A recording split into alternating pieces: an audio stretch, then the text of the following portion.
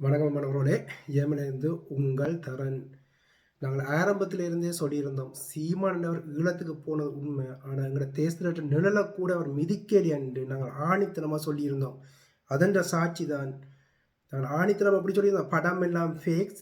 கதிரண்ணா வந்து தெளிவாக சொல்லியிருந்தார். அவர் வந்து ஏரண்ட விடயத்தை சொல்லி சீமான் வந்து ஈழத்துக்கு வந்த உண்மை. ஆனால் எங்கள் தேசத்திட்ட நிழலை கூட மிதிக்கலி நாங்கள் சலஞ்ச் பண்ணி சொல்லியிருந்தோம். எங்கள் மாவீரன் புனித ஆத்மங்களுக்கு பின்னால் இருக்கிறபடியால் இதோ பாருங்கள் சாட்சியம். அந்த படத்தை வெட்டி ஒட்டின அந்த அயோக்கிய டிரெக்டரை வந்து வாக்குமூலம் இப்போ வந்து இவ்வளவு மனதை உறுத்தின விடயத்தை வந்து இப்போ மனதை துறந்து உண்மையை வந்து வெளியிட்டு கொண்டிருக்கிறார். இதுதான் உண்மைகள் எங்களோட வாழ்ந்து கொண்டு இருக்குது. எங்களை அவமானப்படுத்தினவர்கள் நாங்கள் சீமானுக்காண்டி எங்களை எத்தனையோ அவமானப்படுத்தினவர்கள் எல்லாம் வெக்கி தலைவனிங்கள். உண்மைகள் உறங்காது. இதோ ஒரு சாட்சி. இதோ ஒரு பாருங்கள். கதிரனையும் வந்து என்னோட லைஃப்ல நிற்கிறேன். சில புகைப்படங்களை எடுத்துட்டு வந்து என்கிட்ட கொடுத்து இதை இவங்களை எடுத்துட்டு நீங்க வந்து தலைவரும் அண்ணன் சீமானும் பக்கத்துல இருக்கிற மாதிரியான புகைப்படமா எனக்கு எடிட் பண்ணி கொடுக்கணும் அப்படின்னு கேட்டாரு. நான் எதுக்காகன்னு கேட்கும்போது, அங்க ஈழத்துல போர் உச்சகட்டத்துல இருந்த சமயத்துல அங்க புலிகளா இருந்தவங்க எல்லாம் களத்துல போய் கண்ணு போய் காது போய் உயிரிழந்து அங்க செத்துக்கிட்டு இருக்கிற நேரத்துல இவர் அங்க போயிருந்ததாகவும் தலைவர் பிரபாகரன் இவரை கூப்பிட்டு கரியாக்கி போட்டதாகவும், எனக்கு 28 கிலோல கறி போட்டாருன்னும், எனக்கு துப்பாக்கி சுட்டு வேடிக்கை காட்டிக்கிட்டு இருந்தாருன்னும், உலக அரங்கத்துல வந்து பிரபாகரன் வந்து அவ்வளவு பெரிய ஒன்னும் நேர்மையாவும் ஸ்ட்ரிக்டாவும் இல்ல போல இருக்கு. அவரு யாராவது சினிமாக்காரங்க போனா என்ன வேணாலும் மாத்திட்டாங்க, செத்துக்கிட்டு இருந்தாலும் பரவாயில்ல இங்க இருந்து கூத்தடிச்சிட்டு இருந்தாரு போல, பொண்டாட்டி பிள்ளைங்களோட ரொம்ப சுகமா இருந்தாரு போல, இப்படியான ஒரு பிம்பத்தை அவர் மேல உருவாக்குனார். அப்ப எனக்கு எப்படி அவர் ஈழத்துல பிரபாகரன்ங்கிற பேரை டேமேஜ் பண்ணாரோ அதே மாதிரி இப்ப சில பிற்போக்குவாதிகளோட சேர்ந்துட்டு அந்த பெரியாரையும் வந்து ரொம்ப இழிவுபடுத்தி தரக்குறைவான ஒரு நபரா மேல எனக்கு எந்த விதமான கோபமோ, அவர் இத்தனைக்கு என் மேல ரொம்ப அன்பா இருக்கக்கூடிய ஒரு நபர். சமீபத்துல என்ன பார்க்கும்போது கூட ரொம்ப அன்பா விசாரிச்சாரு. அப்படி இருக்கக்கூடிய நபர் தான். ஆனா என்னன்னா இன்றைய தினம் வணக்கம் கதிரண்ணா. நீங்கள் வந்து எப்போ சொல்லியிருந்தீங்க இந்த விடயத்தை? என்ன இதை பற்றி தான் நாங்கள் கதைச்சு கொண்டே இருந்தோம். இதுதான் எங்களோட முதல் காணொலியாகவும் அமைஞ்சிருந்துச்சு. நீங்கள் வந்து இன்னும் வந்து சந்திப்பீங்கள்னு சொன்னீங்கள், அதை வந்து செய்து காட்டினீங்கள். அதே மாதிரி வந்து இந்த விடயம் உங்களின் மீது வந்து எனக்கு நம்பிக்கை இருந்த விடயத்தான் நாங்களே அதை பற்றி கதைச்சிருந்தோம். என்ன திருமாவளவன் என்ற படம் உயரமும் வேற்று உயரத்தையும் பார்த்தே வந்து நாங்கள் அதை பொய்யன்னு சொல்லியிருந்தோம். நீங்கள் உறுதிப்படுத்தியிருந்தீங்க. அந்த கேட்டின்சியில் இந்த இதெல்லாம் வந்து இந்த சந்திக்கிறேன் என்னது நீங்கள் உறுதிப்படுத்தாலும் பேர் அந்த படத்தை வச்சே வந்து இந்த படம் வந்து ஒரிஜினல் இல்லை, இது வந்து 2006ஆம் ஆண்டு எடுத்த படம், இது வந்து வெட்டி ஒட்டி வந்து கரடி மாஸ்டர் அந்த படத்தை வந்து வெட்டி ஒட்டி இப்படி செய்திருக்கிறோம்ன்ற வடிவம் எல்லாம் வந்து நீங்கள் சொல்லியிருந்தீங்க.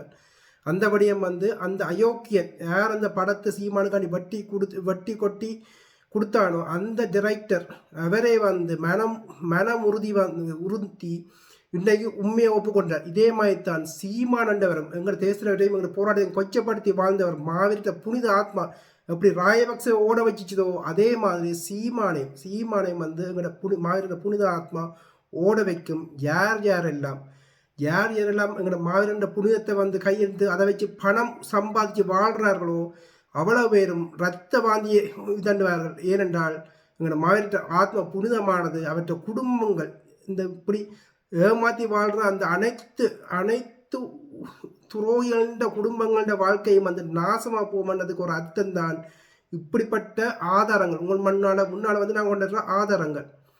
வணக்கம் கதிரண்ணா.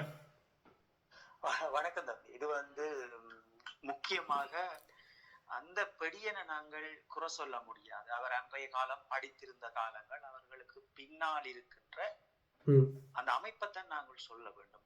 உளவுத்துறைக்கு ஒரு தேவை இருந்தது அந்த காலம். அப்ப அவர்கள் என்னென்றால் விடுதலை புலிகள் எல்லோரும் மரணித்து விட்டார்கள் என்கின்ற ஒரு முடிவுக்கு வந்துதான் இந்த கராட்டி மாஸ்டராக்களுடைய படங்கள், அப்ப நான் இதை பற்றி விளக்கமா ஏற்கனவே பதிவிட்டு இருக்கிறோம். அப்ப அதுகளை செய்யணும். அப்ப விடுதலை புலிகள் என்பது எங்களுடைய வீடு, விடுதலை புலிகள் என்பது எங்களுடைய குடும்பம். அவங்களோட குடும்பத்தில் எந்த மூலையில் எங்கெங்க என்னென்ன செய்வோம்ன்றது எங்களுக்கு தெரியும். அதை விட இந்த படங்கள் விடயங்கள்லையும் எந்தெந்த கேட்டினுகள் என்ற விடயம் இருக்குது, அதெல்லாம் இருக்குது. அதை விட முக்கியமா என்னன்னு சொன்னா, இவர்கள் அந்த படம் எடுத்த காலங்கள்ல எங்களுடைய நிலப்பரப்பு என்பதும் எங்களுடைய களமுனை என்பதும் எங்களுடைய தேசிய தலைவருடைய மிக பெரும் ஆற்றல் என்பதும் அது எங்களோடு களமுனையோடு நின்ற விடயங்கள். அப்ப அந்த உண்மைகளை வந்து உடைக்க வேண்டிய உலகத்துக்கு ஒரு தேவை இருந்தது. எங்களுடைய மக்களை வந்து திசை திருப்பல், அவருடைய இலட்சிய பாதையை வந்து ஒரு மிக பெரும் அவர்களுடைய தேசிய இராணுவத்தை மௌனமாக்க ஆகுதியாக்கியவர்கள் முள்ளிவாய்க்காலில் மீண்டும் அந்த தமிழர்கள் ஒரு மிக பெரும் ஒரு போராட்டத்தை எந்த ஒரு அரசியல் ரீதியாகவோ அல்லது மீண்டும் போராட்டத்தை உருவாக்குகின்ற ரீதியாகவோ தமிழர்கள் முளைத்து விடக்கூடாது என்கின்ற இந்த சதியோடுதான் ரோ மிக நுண்ணியமான முறையில் இந்த மேற்கொண்டது. அது இன்று இந்த புதிய ஜனாதிபதி வந்த பிறகு இந்த கிளீன் ஸ்ரீலங்கா என்ற விடயத்தில் கூட ஜனாதிபதி இந்தியா போகின்ற போது இவர்கள் எல்லாம் மௌனமாக்கப்பட்டார்கள். இது ஒரு அஜெண்டா. இப்ப இனி தமிழர்களுக்கு இதுகள் ஒன்றும் தேவையல்ல. அப்ப இதுகளை அவர்கள் கடத்த வேண்டிய தேவை இருக்கிறது. அதுக்குள் சும்மா பெரியாரை கொண்டு வருவது, இப்படியான விடயங்களை செய்வது என்கின்ற விடயங்கள் இது நாங்கள் கற்றுக்கொள்ள வேண்டிய விடயம் என்னவென்றால் இன்னும் நிறைய இருக்கிறது. இப்படி போலிகள் நின்று கொண்டு தாங்கள் போராளிகளாக மண்ணெண்ணெய் ஊற்றி கொடுத்தவர்களும் எண்ணெய் தண்ணி எடுத்து கொடுத்தவர்களும் சாப்பாடு எடுத்து கொடுத்தவர்களும் சேரன் சோழனில் நின்று கொண்டு இப்படி பல வேலை திட்டங்களை போராளிகளோடு நின்று வேலை செய்தவர்கள் என்று எல்லோரும் ஒரு மிக பெரும் நாடகத்தை இன்று அரங்கேற்றி கொண்டிருக்கிறார்கள். அந்த நாடகங்கள் மெதுவாக இங்கே முடியப்படுகிறது. அப்ப நான் அதான் அடிக்கடி சொல்லுவேன் என்னவென்றால் ஒரு மனிதனினுடைய அந்த தியாகம் என்பதை போற்றி பாதுகாக்க வேண்டிய அந்த இடத்திலிருந்து ஈழத்தமிழர்கள் தவறினார்கள். எல்லாத்தையும் அழித்தறிந்து விட்டு ஓடிப்போய் தமிழ்நாட்டில் சீமானின் நிழலுக்கு பின்னால் ஒளிந்து கொண்டு நின்று தேசியம் பேசிக் கொண்டிருந்தார்கள். அப்ப நாங்கள் அவர்களுக்கு விளக்கமாக சொல்லி இருந்தோம், இதெல்லாம் பொய், இதை நம்பாதீர்கள். புலத்திலும் வந்து பார்க்கின்ற போது எல்லாம் போலிகளே தங்களை ஒரு போராளியாக தேசிய தலைவர்களாக சொல்லிக் கொண்டிருக்கின்றார்கள். உண்மையான போராளிகளும் இதற்குள் சிக்கப்பட்டு கொண்டிருக்கிறார்கள் என்பதை நாங்கள் மிக தெளிவாக சொல்லியிருந்தோம். இது எமக்கு மாவீரர்கள் எம்மோடு இருந்து கொண்டு இது நாங்கள் நிறைய பேசிட்டோம். நிறைய வேதனைகளோடு பதிவிட்ட அந்த வேதனைகள் மாவீரர்களினுடைய அந்த ஆத்மாவோடு எங்களுடைய வரிகள், இந்த களமுனையினுடைய வரிகள், ஒவ்வொரு விடயமும் அந்த போராளிகள் களமுனைகளில் செய்த தியாகங்கள் அத்தனையும் இன்று இப்படியானவர் கையாளுகின்ற போது அது ஒரு நாள் சிதைக்கப்படும். அது நமக்கு யார் செய்தோம் என்பதையும் வந்து இந்த பட விடயத்தில் வந்து சொல்லி இருக்கின்றார்கள். இவ்வளவுதான் விடயமே தவிர இவர்கள் எல்லாம் இதே போல்தான் அண்ணன் சூசியன் என்ற அந்த ஓடியோ வெடித்த சந்தோஷம் வந்து இப்படித்தான் வந்து கதறுவர். அவர் அந்த அவற்றை இதுவும் வந்து அவற்றை திரும்பவும் வந்து வழியாட வரும் என அவர்களுடைய திரும்பவும் எப்படி வரும் என்றால் அவர்களுடைய குழந்தைகள் வாழ்வில் பாதிக்கப்படுகின்ற போது, மாவீரர்களுடைய ஆத்மாவோடு பாதிக்கப்படுகின்ற போது அவர்களும் இதை தூக்கி கொண்டு வருவார்கள். ஒரு நிம்மதி தேடுவதற்காக என்னிடம் பணம் இருந்தும் வாகனம் இருந்தும் வீடு இருந்தும் குழந்தைகள் இருந்தும் வாழ்க்கையில் எனக்கு ஒரு நிம்மதி இல்லை என்று இதையும் அவர்கள் கொண்டு வந்து ஒரு நாள் சொல்லுவார்கள். நாங்கள் சொன்ன அத்தனை விடயங்களும் செய்வார்கள். அது மாவீரர்களின் ஆத்மா அதை செய்து நடத்திய வைக்கும். இதில் ஒரு முக்கியமான விடயம் என்னவென்றால், நீங்கள் நான் ஊரில் இருந்த போதும் என்னை நம்பி இந்த பயணத்தில் மேற்கொண்டு நான் கடத்துகின்ற விடயத்தை ஊடகங்களில் அவ்வளவு அவமானங்களை தாங்கிக் கொண்டு கடத்திய நீங்கள் என்னை நம்பிக்கொண்டு உங்களுக்கு நான் சொன்ன விடயம், நான் உங்களை வந்து சந்திப்பேன் என்றது போல் உங்களை சந்தித்த விடயங்களை உறுதிப்படுத்தி இந்த விடயமும் நான் உங்களோடு உறுதிப்படுத்தி செல்லுகின்றேன்.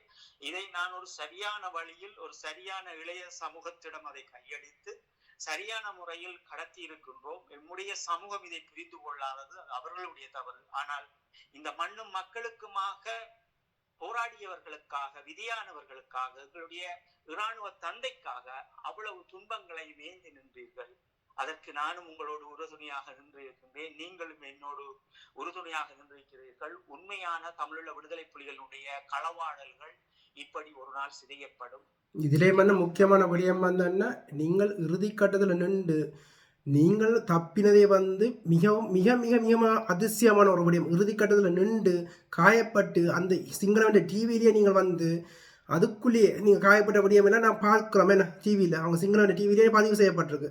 நீங்கள் ஜெயிலில் இருந்து 2014 வந்து அங்கே இருந்து ஊடகமாக செயல்பட்டு இப்போவும் மக்களுக்காண்டி நீங்கள் செய்து கொண்டிருக்கிறீங்கன்றா அதுக்கான காரணம் அங்கே மேலே இருக்கிற இயற்கை வந்து அது நியமிச்சு அது அழியின தீர்ப்பு தான் இப்போ எல்லாம். என்ன எங்களோட இனம் முற்றிலும் அழிக்கப்பட்ட அப்புறம் வந்து உண்மைகள் வந்து ஏதோ ஒரு வகையில் வந்து வெளியான வருது இல்லோ, அது அந்த இயற்கை அழியின தீர்ப்பு. என்ன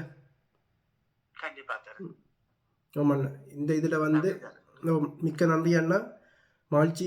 மகிழ்ச்சியானபடியாக இனியாவது திருந்துங்கள் என்று தான் உங்களை வந்து தாழ்மையாக வேண்டிக் கொண்டு அடுத்த ஒரு காணொலியில் சந்திப்போம்.